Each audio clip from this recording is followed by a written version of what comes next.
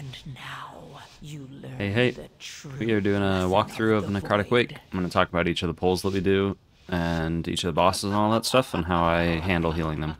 It's going to be more of like a generalized video, where we talk about just healing in general and how the dungeon operates. So this first pull, usually you'll do like a big first pull with Lust. That's how most groups will handle it. The big thing here is the Harvesters are going to be casting Throw Flesh on people. The tank is going to be taking a lot of damage, and then when these blight bags die, you'll see this disease debuff pop up on people. This is when the group will start taking damage, and you probably want to use healing cooldowns. Because basically the danger level comes from either the tank getting hit by the vanguards while getting the disease from the blight bags, or people getting hit by the throw flesh from the harvesters while the disease is out. So those are like the two major things that can cause damage. And then here we have double harvester again. So it's basically the drain fluids and the throw flesh that's going to hurt. So like right there, one just hit me for half my HP. I'm getting hit by another one, so I used renewal to top myself off a little faster. You're basically just watching out for people who are getting targeted by throw flesh. Like that right there, the mage got targeted by 2. There's not much I could have done there. I probably could have iron barked him if I would have noticed. But if you get targeted by 2 at the same time, you just have to press a big defensive to get through it. There, I definitely could have iron barked if I would have noticed. I just didn't see the second one, like who it was targeting, so.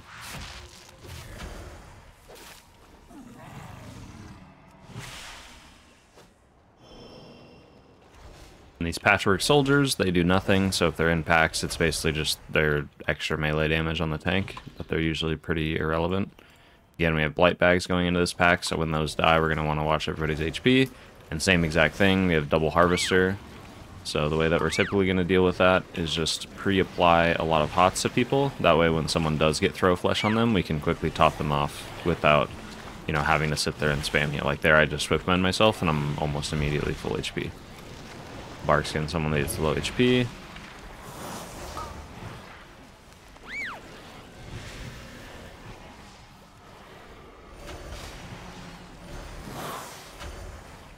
And again, soldiers don't really do too much.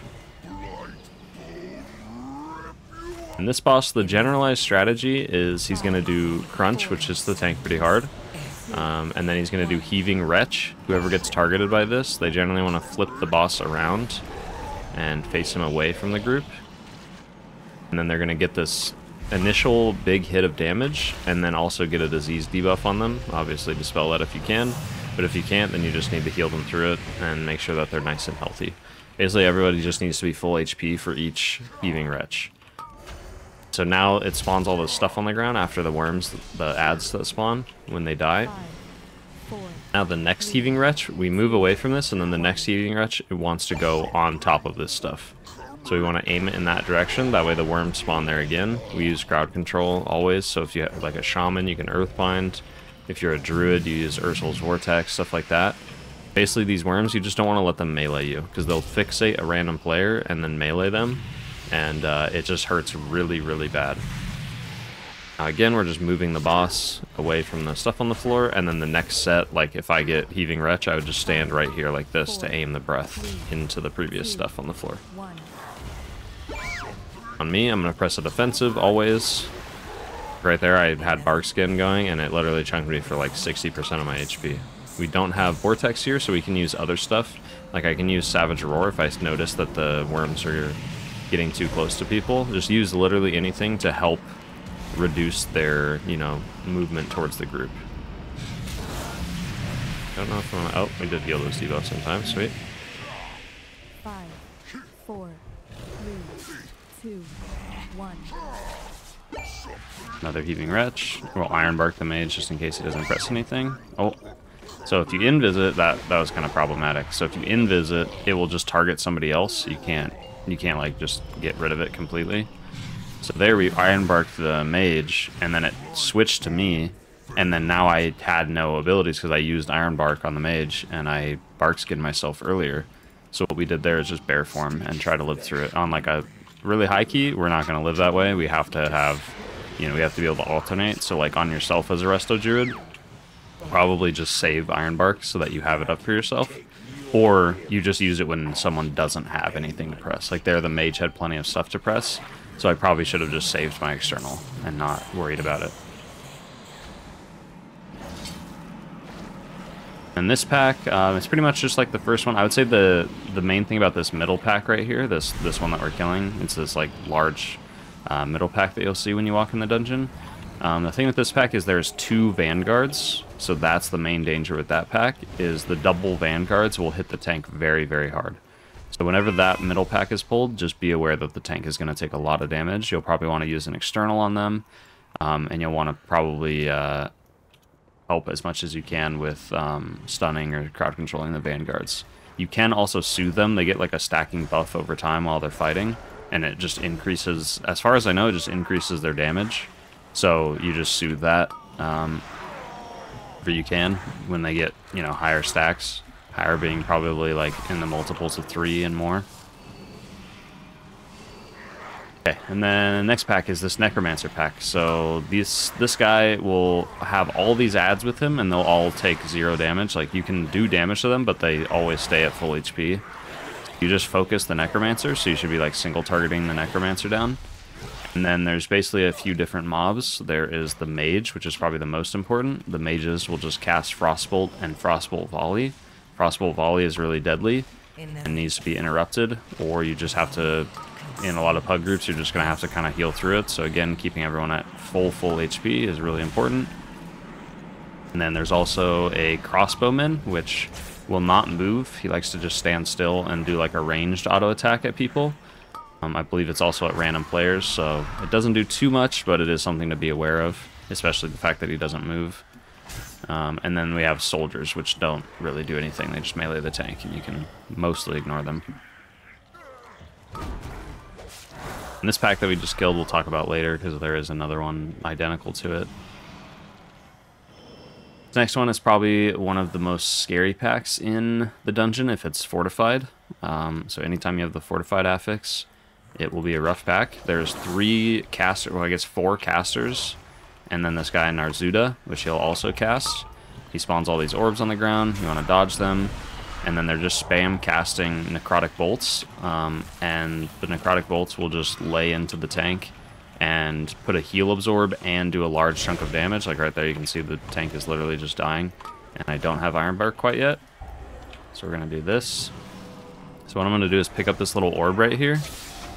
You can pick these up. There's 2 different orbs that you can pick up before you get here, and when you use the orb, it just constantly interrupts anything that's in melee range of you. So you can use it. I don't know why I just Ironbarked the mage there. I definitely needed that for the tank. He's going to be in a lot of trouble now. I'm just going to spam absolute tons of healing into the tank while we're doing this. But it's basically just these Necrotic Bolts need to be interrupted as much as possible. And then on top of that, Narzuda spawns these orbs like I mentioned. And then the other thing is he casts Dark Shroud, which puts like a physical immunity on him. And you can only break the absorb shield that he puts on himself with magic damage. And then while the shield is persisting, he does like constant, pretty heavy ticking damage to the entire group. So the only way you get rid of it is either dealing magic damage to it, or you can purge it. So I'm pretty sure like hunters, you know, shamans, priests, all that stuff can get rid of it by purging it. So if you can purge it, you want to be watching for that and purging it, because then all you need to do is tank healing. But if that shield goes off, the absorb, then you need to do group healing. Of our favorite Marauders. These guys just hit the tank for a decent chunk of damage with their autos, and then they do a frontal. I don't remember exactly what it's called because details just like Plater likes to just change it to the name to frontal. So I'm not entirely sure what it's called, but other than that, they do a fear cast that you want to interrupt, and then they apply a little shield to themselves, and you just go through it, and then once you break the shield, they take extra damage, like they take a burst of damage. So the shield is kind of non-existent in that regard. Face me, Necromancer. Thanatos will be Yeah, basically just watch for the frontals, and Are you so eager to share your underlings' heal the tank, well, because they would be the ones taking damage. courage? And then here we have that Necromancer pack again. So there was a Frostbolt volley from the mage. Your temple lies in ruin. Your brethren are butchered. Necromancers do cast this Grim Fate debuff on a random player, and it will like do a large portion of their health after it expires. Vile monster. Another Necromancer pack here. This one's bigger. It starts with 2 mages in the pack, so you want to be really careful with this one because they will, you know, cast volleys and pretty much kill everybody. Like right here, the Paladin's in a lot of trouble. Luckily, he healed himself up. There's 2 volleys going off right there, like for an example. So that's to demonstrate how rough that is. Hugs, you're gonna have to deal with it a lot. So the best thing you can do is just pre-use externals and defensives and stuff to live when the Frostbolt volleys kind of inevitably go off. There I use like Savage Roar to interrupt them, just to kind of hold them over a little bit. And as soon as the Necromancer dies, all the trash dies as well. I don't know if I'm going to be able to heal these debuffs in time, but we'll do our best. So this pack is the one that I was going to talk about earlier. So there is a Marauder, a Bone Carver, and a Sorcerer. The Marauders we already talked about. The Sorcerers also we talked about. That's in the Narzuda pack. They just spam Necrotic Bolt, so they need to be interrupted a lot. These ones also cast this like thing on the floor. I forgot exactly what it's called. But it spawns on top of the tank, or yeah, I think it always spawns on the person who they have aggro on, and then it'll just drop a little field on the floor. It'll make them immune to healing while they stand in it, and then they also take like a large chunk of damage after a couple seconds of standing in it. So sorcerers drop that. You want to make sure that you're not in it. It's the Shadow Well right here. That's what it's called, Shadow Well. And if you're in it, you will die. As the tank or as a DPS or a melee healer or anything like that, you got to watch out for the Shadow Wells because they will murder you. And that's why you have to be careful is you get these Shadow Wells while the Marauder's in the pack. So that means that you have to watch out for the frontals and, you know, move out of the Shadow Well. So watch where the tank's moving and also be careful not to move in front of the Marauder when you're dodging that. Then the, what was the other one? The Bone Carver. Bone Carver will just occasionally use Bone Flay on the tank, and it will just deal a heavy amount of damage to them and then apply a bleed on them that you just need to watch out for. Main thing is like the initial damage just hurts a lot of the Bone Flay. A skeletal monstrosity, nothing too important here. The only thing that I'll mention really is when you're pulling this, if you're a healer, you can run up here, right here to the top of the stairs, and it starts the roleplay encounter for the boss before the boss spawns. If you just walk up to here, it will activate it. If you walk past this, like if I were to walk here to activate the boss, you get stunned for the duration of the RP, so you don't want to do that. So just walk up to the top of the stairs and then you'll hear the RP starting, like the 2 bosses will start talking to each other, and that's when you can move away or, you know, not have to worry about it anymore because you already started the RP and it'll just do its thing on its own. This guy himself, he doesn't really do anything, he just spawns swirlies under your feet, you dodge them, and then he spawns this big AoE around him and you dodge it. And that's it.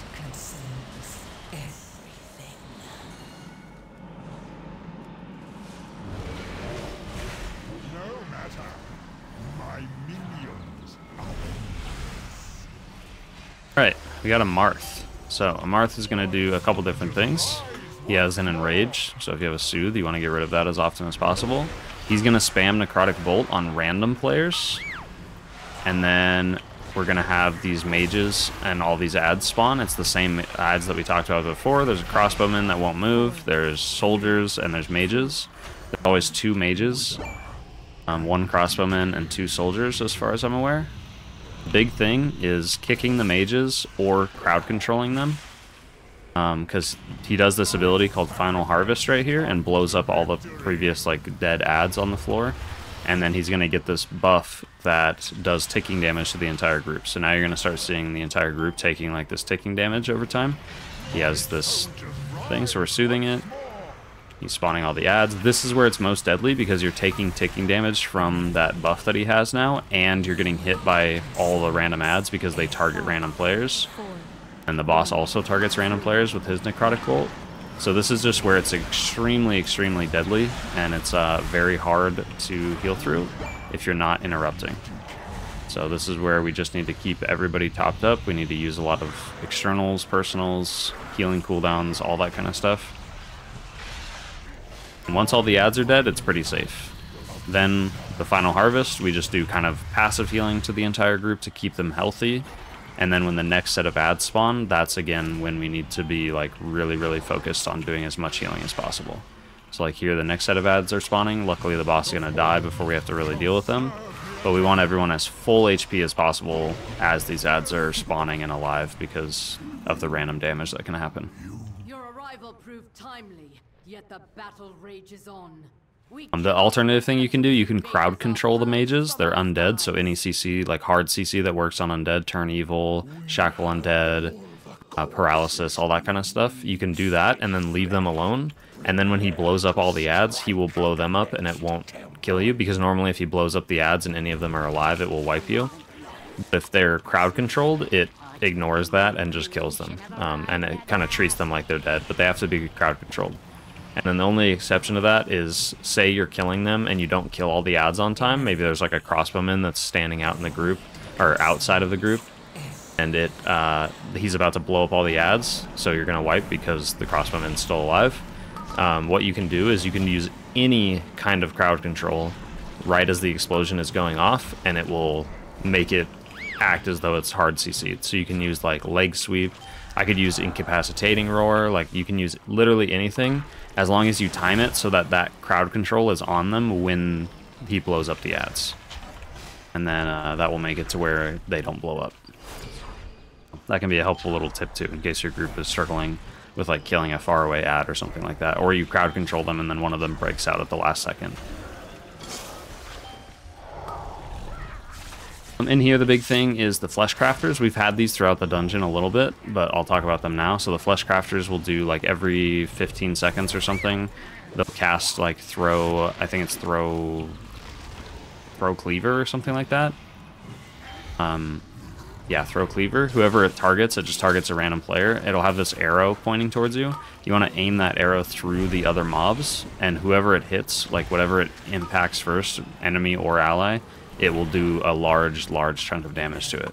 So you can aim it at like these loyal creations, for instance, and it will help kill them for you, basically.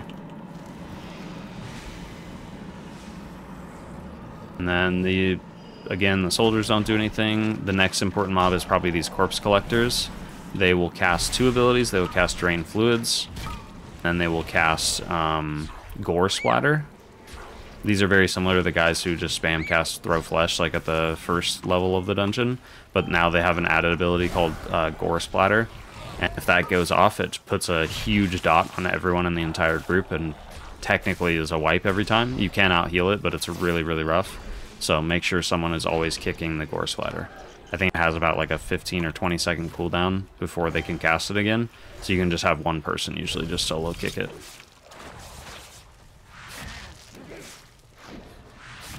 The crafters and the creations, nothing too special.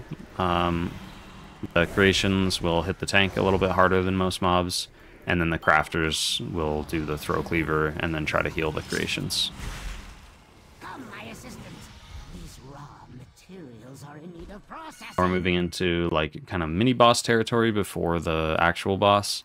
So this one we're going to get a separation assistant and a stitching assistant. They both do the throw cleaver, so the goal is that you want to throw the cleavers at each of them. So like one will throw a cleaver, you aim it at the other one, and then the other one will throw a cleaver, you aim it at the other one. That kind of idea. And then one of them, so the separation assistant, will fixate players, and they need to run away or they will die. And then right after the fixate happens, they will do the frontal. So here again, we're throwing it at the other assistant because I got targeted. But what you can see here is when you're a DPS, you always want to focus the separation assistant, because the stitching assistant will always die first. Because the separation assistant is too busy fixating, so he's going to cast less cleavers, which means that the other one is generally going to die first. Because it's getting cleaved more often. Try not to damage those limbs whilst you tear them off.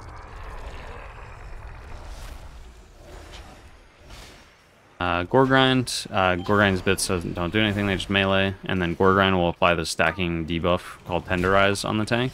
And then he'll use a ability called Mutilate, and that will hit the tank for a heavy amount of damage. And then basically just each stack of Tenderize is just reducing armor and increasing the damage taken that the tank takes. So the more stacks, the more deadly the Mutilates are going to be, and then also just the more damage in general that the tank is going to be taking. Generally want to use external cooldowns and stuff when you get to about like this 3 or 4 stack range. The tank can also just fully run away from the mob and let the debuff fall off. Otherwise, just watch their HP when they're getting higher and higher stacks. Next guys, we got Rot Spew. He's pretty important. Same thing, his little ads don't do anything, they just melee. He'll have this aura around him that will just constantly deal any damage to anyone in melee range of him. And the next thing he's going to do is spew disease. So he just picks a random player and spews this thing on the floor at them. It does a large amount of initial damage, and then when you stand in it, it does, you know, extra damage over time. The main thing is the initial damage, so like these people in melee who are going to be constantly taking damage from the aura, you want to keep them nice and topped up, because if he targets one of them with the spew disease, it's going to hurt really, really bad. Like here it's on me, so I press Sparkskin, and I take like half my health and damage. So basically if you don't press any defensives, it's going to hurt really, really bad. I have Surgeon Stitchflesh. This boss is kind of known as like the pug killer, and also just a really annoying, difficult boss that a lot of people are struggling with. Not only in this season, but back in Shadowlands when it was a regular boss. So you get targeted by Meat Hook from the creations, you hook the boss down from his platform, and then the longer that the creation is alive as a healer, the more damage it will do. It just does constant ticking damage to the entire group, and it's super overtuned. So you will just take a lot of damage longer that the ad is alive, but you need the ad alive in order to obviously hook the boss and stuff. Oh, that's not good. I'm gonna try to heal him through that. It's not gonna work.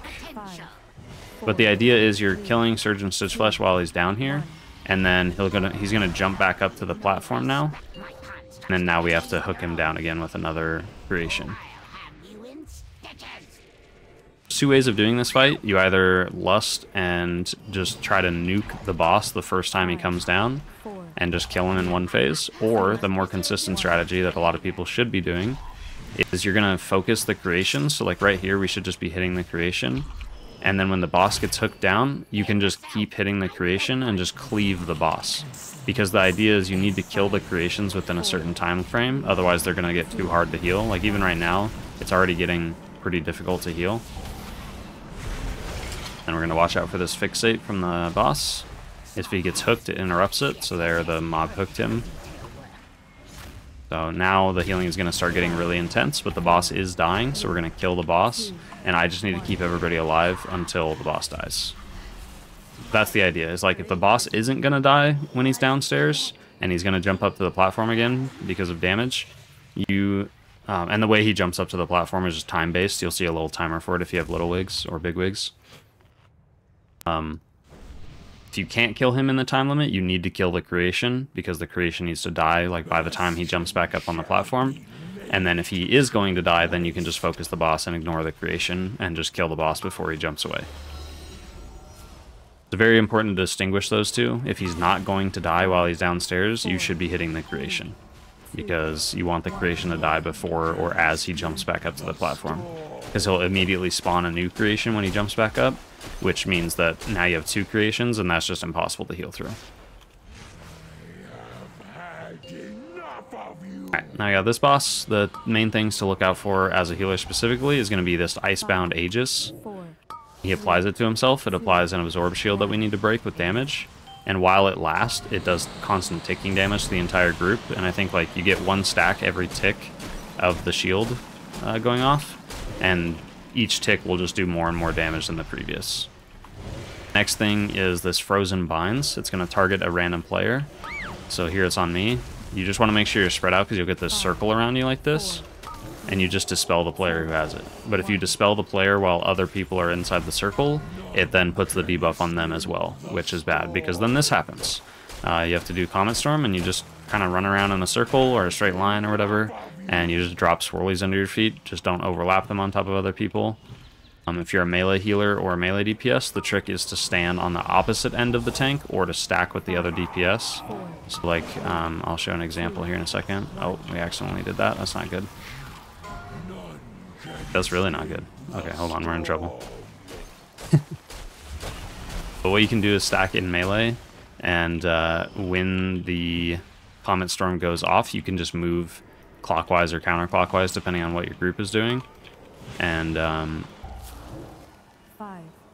not have to worry about, you know, getting out of melee. So like right here, the Comet Storm's gonna happen. So what I can do is just move, like if the tank moves that way, then we both have to leave. But if we both move the same way, then, you know, we'd be in a better spot. The Icebound Aegis broke really late, so now we're in a lot of trouble. Because now every time the Icebound Aegis goes off, we literally have like no one here to deal with it. So we're gonna be in big trouble. We're gonna do our best to heal through this. Our options are basically, we're just gonna apply dots to the boss and then just be spam healing. Oh my gosh, it's sending me downstairs. Okay, well now I can show you guys the downstairs phase. If you're a DPS, it's supposed to only target DPS, but there was no one else to pick. So you do this little downstairs phase, you just dodge stuff, run to the end, and then you need to kill this ad that's down here. And then once you kill the ad, it will let you take this angel back up to the boss. And then that's what drops those pools that you saw on the floor up there. The boss is going to reset here in a second. Yeah. You come back up, you'll have this debuff. And when the debuff expires, it drops that pool on the floor. And the pool grows in size based on how long it took you to get back up here. That's pretty much the whole fight. So heal through Icebound Aegis, and also help deal damage if you can, like if you have dots or anything like that, you can help. And then other than that, just spell players when they're not stacked up with other people. If you're a Paladin, you can like pre-freedom it. So if you target somebody with the root, you can freedom them before it hits them, and it will just make them immune to it. But if you freedom them after, it treats it as a dispel, so just be careful of that. And you just don't die to Comet Storm. Go ahead and finish this dungeon, but unfortunately we will not time this one. But I will still upload it, because I feel like we did a good job of talking through it. I kind of rambled a little bit more than I would have wanted to. I think I just haven't done one of these like dungeon walkthroughs in a long time, like a full dungeon walkthrough. So I will try my best to improve them, because usually I just pick one mob out of like each kind of specific thing and talk about it. But there I kind of group some of them up. And Necrotic Wake has a lot of repeating mobs, like throughout the entire dungeon from beginning to end. So it can make it a little more awkward, because other dungeons it's like, this is a new unique mob, this is a new unique mob. And that doesn't really happen as much in Necrotic Wake. It's a lot of the same like repeat mobs. But that's okay. I guess let me know what you did or did not like about it, basically. And then I can always change it up, or, you know, if it helps, I can like pre-write a script. Because right now what I'm doing is I'm just walking in these dungeons and just talking through it of what I remember as I see the mobs and stuff like that. 5, 4, 3, 2, 1. Here you can see the Paladin has this debuff right here, and it's about to time out. He goes in the corner of the room, and then when it expires, it drops this field, and it will just slow and hurt people that are in it. So that's why you want to drop it in the corners and not on top of the boss or anything like what happened last time. I still have a spear. I'm really bad at this game. Way too busy with the commentary. The spears you typically want to send on bosses. Usually the second or third boss are like the best for it. But so what the spear does is when you throw it at a mob, it'll just increase the damage they take by, I think it's 20% for some amount of time. From all sources, so everybody in the entire group does extra damage while the spear is active. 5, 4, 3. Here we have Icebound Aegis, so we're gonna jump back out and start healing. Ooh, we dropped that one right in the middle. Okay, I'm just gonna walk out. Not gonna worry about melee because they're just kind of running all over the place with it. Help do a little bit of damage on me, so I just walk out and then I remove it. 4, 3. Now we're gonna do some healing because we got the Aegis to deal with. We're just gonna get away from everybody to give them room. I'm not going to bother playing the melee game because that is a mess right now. And we just dropped another thing in melee. It's okay, we're making it work. I'll do a little bit of damage here. Frozen Binds is on me, so I'm going to walk away again, dispel myself. 5, 4, 3, 2, 1. Another Aegis.